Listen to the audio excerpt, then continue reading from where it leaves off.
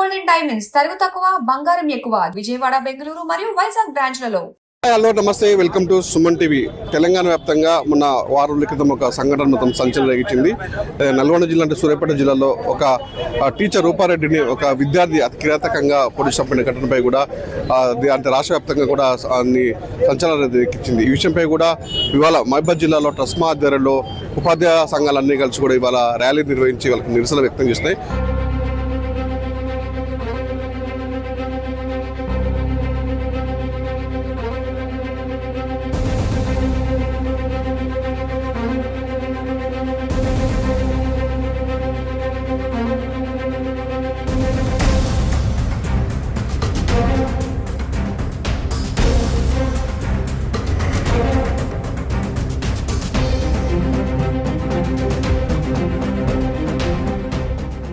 Madam, ముందు మీరు చెప్పండి, ఒక మహిళా టీచర్ని విద్యార్థి అంత కృతజ్ఞంగా చంపాడు, అసలు ఎట్లా చూస్తారు మేడం? దీని అసలు వ్యవస్థ ఎడిపోతుందంట. అసలు వాళ్ళు క్రమశిక్షణ చేసిండ్రు అనే కోపంతో కంటే ఎక్కువ కూడా వాళ్ళు జల్సాలకు అలవాటు పడ్డారనే పేపర్లో కూడా రాయటం జరిగింది. అంటే వాళ్ళ జల్సాల కొరకు ప్రిన్సిపాల్ ఇంట్లో ఎట్లాగూ డబ్బులు ఉంటాయి, ఫీజు కలెక్షన్ చేసినాయి అనే ఉద్దేశంతో వాళ్ళ జల్సాల ఖర్చు పెడతానికి వాళ్ళు వచ్చి ఆ దొంగతనం చేసి గుర్తుపడుతుందేమన్న మాస్క్ పడిపోవటం వల్ల ఆమెను క్రూరంగా హత్య చేయడం జరిగింది. ఇదంతా సోషల్ మీడియా ప్రభావంతోనే, పిల్లలు ఫోన్లకు అలవాటు పడటంతో వాళ్ళు అంటే వాళ్ళ మైండ్ సెట్ కూడా వాళ్ళకి ఎట్లా ఉందంటే అటువంటి విపరీతమైన ధోరణులు పిల్లలు ఎక్కువైపోతున్నాయి. వాళ్ళు ఎదురు తిరగటం అనేది అది కేవలం మొబైల్ ఫోన్ చూడటం వల్ల మాత్రమే జరుగుతుంది. తల్లిదండ్రులకు నేను ఏం విజ్ఞప్తి చేసినంటే, సాయంత్రం ఇంటికి వచ్చిన తర్వాత మీరు మొబైల్ ఫోన్లు ఇవ్వకండి, మీతో పాటు వాళ్ళతో పాటు కూర్చొని కథలు చెప్పండి పిల్లలకు. వాళ్ళకి హోంవర్క్ చేపిస్తారా, ఏం జరిగింది ఆ రోజు స్కూల్లో, మీకు ఏం విషయాలు జరిగినాయని పిల్లలతో టైం గడపండి, సమయం ఇవ్వండి పిల్లలకు. రోజు రోజుకి అంటే ఆధునికంగా వస్తుంది, అంటే ఉపాధ్యాయులకి తల్లులకి విద్యార్థులకి మధ్య అభినవ సంబంధం తగ్గుతుందంటారు అసలు ఈ విషయాల్లో?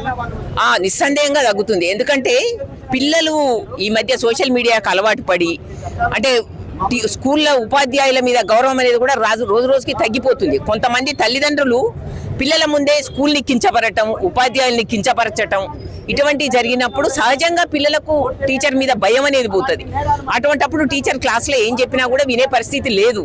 గతంలో ఉమ్మడి కుటుంబాలు ఉండేది, నాయనమ్మ తాతయ్యలు వాళ్ళందరూ ఇంట్లో ఉండి ఒక క్రమశిక్షణ అనేది పిల్లలకు నేర్పించేది. ఇప్పుడు ఆ ఉమ్మడి కుటుంబాలు లేవు, ఎవరి దారిలో వాళ్ళు ఉండి.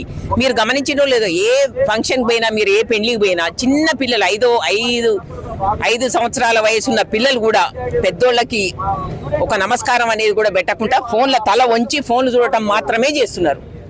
తల్లిదండ్రులు కూడా వాళ్ళ మీద ఒక నిఘా పెట్టి పిల్లలు ఫోన్లో ఏం చూస్తున్నారు ఉపయోగపడి, ఫోన్లు 2 రకాలు కూడా వాడుకోవచ్చు, మనం మంచికి వాడచ్చు, చెడుకు వాడచ్చు. కానీ తల్లిదండ్రుల నిఘా కూడా కొంత కొరవడింది. అంటే పిల్లల మీద ఎక్కువ వాళ్ళకు స్వేచ్ఛ ఇవ్వటం అనేది కూడా ఈ అనర్థాలకు కారణమవుతుంది. కానీ ఇప్పుడు నిజంగా ఆ ఇద్దరి పిల్లల హత్య చేసిన పిల్లల తల్లిదండ్రుల క్షోభ కూడా మేము అర్థం చేసుకోగలుగుతాం.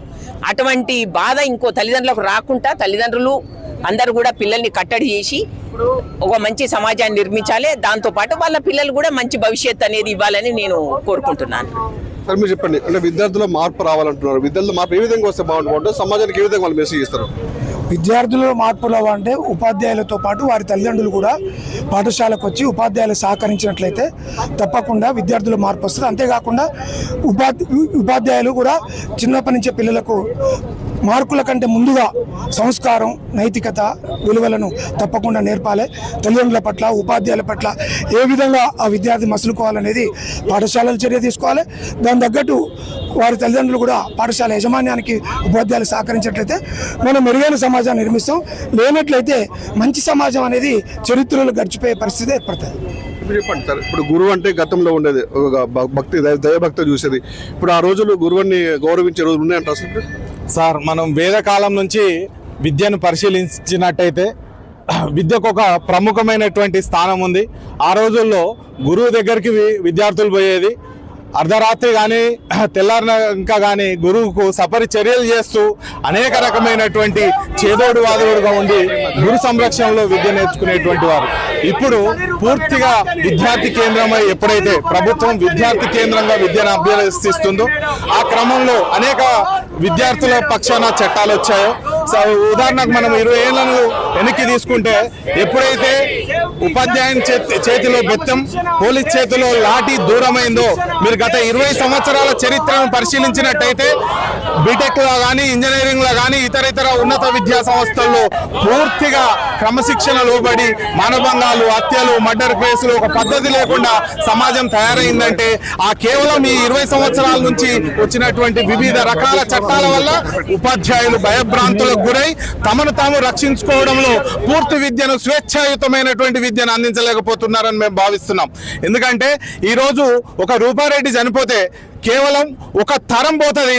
తరం అంటే మీకు తెలుసు, తరం నాశనం అయిందంటే భవిష్యత్తు, దేశ భవిష్యత్తే నాశనం అయినట్లు లెక్క.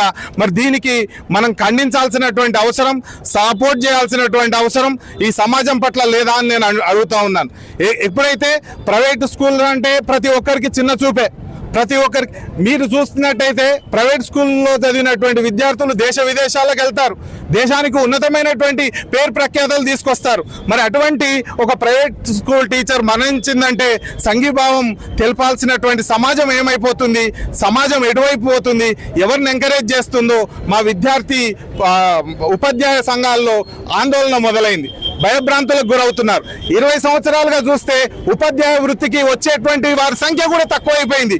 కేవలం అటు మానసిక ఒత్తిళ్లు, మేనేజ్మెంట్ ఒత్తిళ్లు, పేరెంట్స్ ఒత్తిళ్లు, విద్యార్థుల ఒత్తిళ్లు, ఇన్ని ఒత్తిళ్ల మధ్య ఈ ఉపాధ్యాయ వృత్తిని చేపట్టాల్సిన అవసరం ఉందా అని మా మిత్రులందరూ ఆలోచించి వివిధ రంగాలను ఎంచుకున్నారే తప్ప ఉపాధ్యాయ వృత్తి అంటే మక్కువ లేనటువంటి వారు కాదని మేము ఈ సభాముఖంగా తెలియజేస్తూ, ఇటువంటి సంఘటనలు పునరావృతం కాకుండా ఉండేందుకు మాకు రక్షణ కల్పించాల్సిన బాధ్యత ప్రభుత్వాల మీద, ఈ సమాజం మీద ఉందని తెలియజేస్తున్నాం. లేకపోతే ఏఐలో చూసుకోవాల్సిందే పాఠం.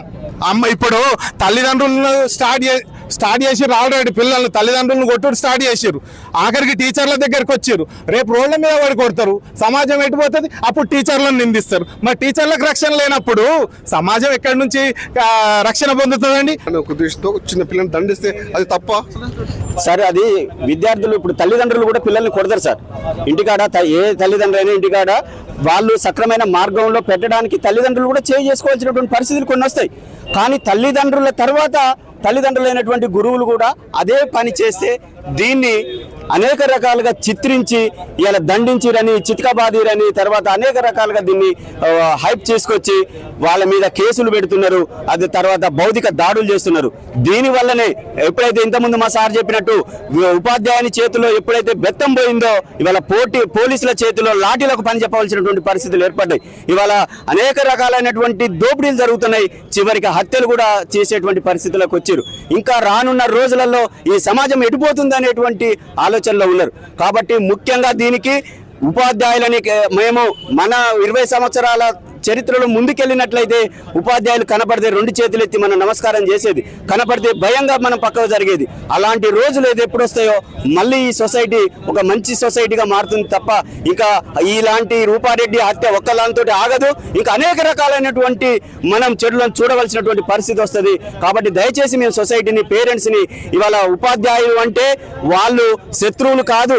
మీ పిల్లలని, మీరు కని పెంచిన పిల్లలని ఒక మంచి భవిష్యత్తు ఇచ్చే విద్యార్థులుగా తీర్చిదిద్దడం కోసం కష్టపడే వాళ్ళు తప్ప ఇలా వాళ్ళ శత్రువుల లెక్క చూడకుండా ఉంటే ఎప్పుడైతే మీరు వాళ్ళని తల్లిదండ్రులు కూడా వాళ్ళని గురువు లెక్క గౌరవిస్తారో మీ పిల్లలు కూడా వాళ్ళని గౌరవిస్తారని ఈ సందర్భంగా మేము తెలియజేసుకుంటూ, సమాజం కానీ సెక్షన్లు కానీ 1098 అనేటువంటి ఒక సెక్షన్ తీసుకొచ్చి గట్టిగా మీకెళ్ళి పిల్లలను చూస్తేనే మీరు కేసు పెట్టండి, మా మీద కొట్టడం కాదు, కొడితే కేసు కాదు, చూస్తే కూడా కేసే అని చెప్పేసి వాళ్ళకి అనేకమైనటువంటి సెక్షన్లు చిన్నప్పుడే నేర్పుతారు.